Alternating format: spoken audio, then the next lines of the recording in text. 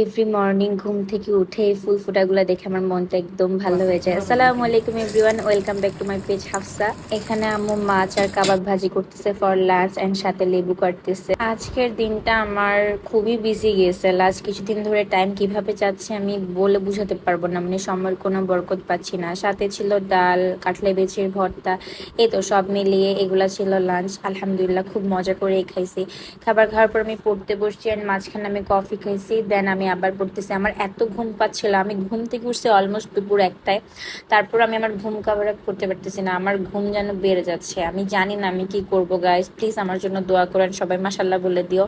তারপর আমি কফি খাওয়ার পর পড়তে পড়তে আবার ঘুমায় গেছি। দেন এই তো ঘুম থেকে উঠছি আমি ডাইরেক্ট মাগরিবের আজানের টাইমে, তখন উঠে আমার এই অবস্থা। দেন আম্মু আমাকে আবার চা দিল, বিস্কিট দিল, খাইলাম। সাথে আম্মু হচ্ছে আম কেটে দিয়েছে, মাঝখানে আমি কিন্তু পড়তেছিলাম।